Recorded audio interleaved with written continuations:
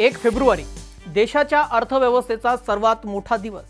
अर्थमंत्री जेव्हा संसदेमध्ये बजेटची बॅग घेऊन प्रवेश करतील तेव्हा देशातील 140 कोटी जनतेच्या नजरा त्यांच्या एका शब्दाकडे लागलेल्या असतील। जसं देशाचं बजेट असतं तसंच आपल्या सर्वांच्या घराचंही एक बजेट असतं। महागाईच्या काळामध्ये हे घरचं गणित जुळवताना सर्वसामान्यांची दमछाक होत आहे।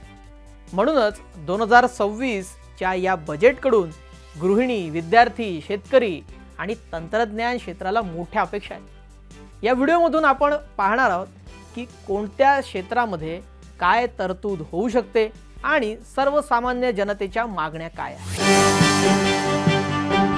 नमस्कार, मी श्रेयस पांडे, तुम्ही पाहताय न्यूज 18 मराठी। घराचं बजेट खऱ्या अर्थानं मॅनेज करतात त्या म्हणजे गृहिणी। पण गेल्या वर्षभरात खाद्यतेलापासून ते डाळींपर्यंत आणि गॅसपासून ते मसाल्यांपर्यंत सर्वच महागलंय। महिलांच्या प्रमुख मागण्या काय आहेत तर किचनचं बजेट त्यांचं कोलमडलंय। त्यामुळे गृहिणींची पहिली मागणी आहे की दैनंदिन जीवनातील वस्तूंचे दर नियंत्रणात यावे, कर्जाची सवलत मिळावी, महिला उद्योजकांसाठी मुद्रा योजनासारख्या लोनमध्ये अधिक सबसिडी मिळावी अशी मागणी देखील महिला वर्गाची आहे।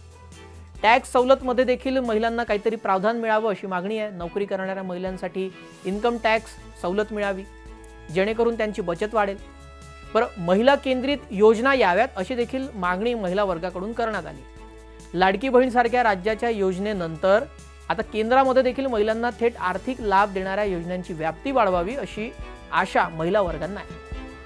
बरं, शिक्षण आणि युवक या क्षेत्रामध्ये त्यांना काय मिळू शकतं तर देशाचं भवितव्य असलेल्या विद्यार्थ्यांच्या नजरा देखील या बजेटकडे आहेत। सध्या उच्च शिक्षणाची फी भरताना मध्यमवर्गीय पालकांचं कंबरडं मोडतं।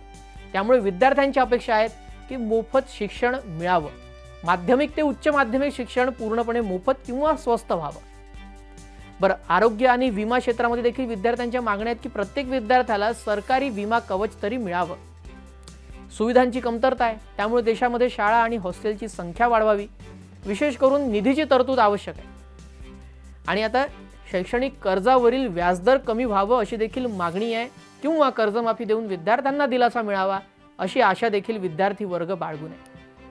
भारत सरकारने शिक्षण क्षेत्रावरील खर्च GDPच्या 6% पर्यंत नेण्याची गरज तज्ज्ञांनी व्यक्त केली।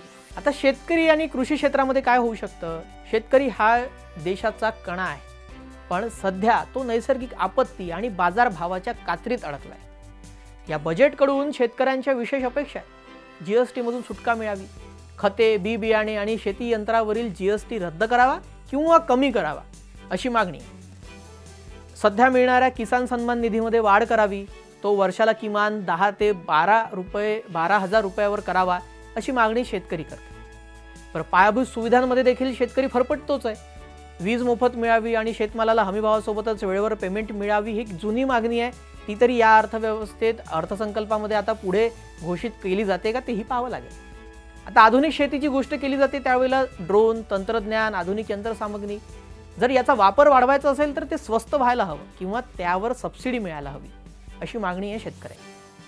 बरं, तंत्रज्ञान आणि इन्फ्रास्ट्रक्चर या बाबीमध्ये जर पाहायला गेलं तर 2026 हे तंत्रज्ञानाचं वर्ष। भारत आता डिजिटल इंडियाकडून AI इंडियाकडे वाटचाल करतोय। AI आणि 6G साठी या बजेटमध्ये आर्टिफिशियल इंटेलिजन्स आणि 6Gच्या संशोधनासाठी मोठ्या निधीची अपेक्षा आहे। बरं, स्टार्टअप्स झाले किंवा नवीन स्टार्टअप्स असेल त्यांना टॅक्स हॉलिडे वाढवून मिळावा जेणेकरून रोजगाराच्या संधी निर्माण होतील। आणि दुसरी एक मूलभूत पायाभूत सुविधा ती म्हणजे रेल्वे आणि रस्ते। रेल्वेमध्ये अधिक वंदे भारत गाड्या आणि सुरक्षिततेसाठी कवच प्रणालीचं जाळं पसरवण्यासाठी बजेटमध्ये मोठी तरतूद होऊ शकते।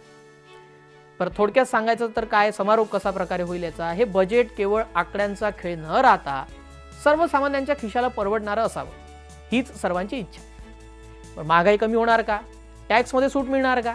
आणि विकासाची गंगा ही तळागाळापर्यंत पोहोचेल का? याच प्रश्नाचं उत्तर आपल्याला 1 फेब्रुवारीला मिळेल। बजेटच्या प्रत्येक अपडेटसाठी न्यूज 18 मराठीला आधीच सबस्क्राईब करून ठेवा। हा व्हिडिओ आवडला असेल किंवा तुमच्या काही अपेक्षा असेल किंवा तुमची काही मागणी असेल बजेटपासनं ती देखील कमेंटमध्ये नक्की सांगा। भेटूयात नव्या एका व्हिडिओसह। नमस्कार।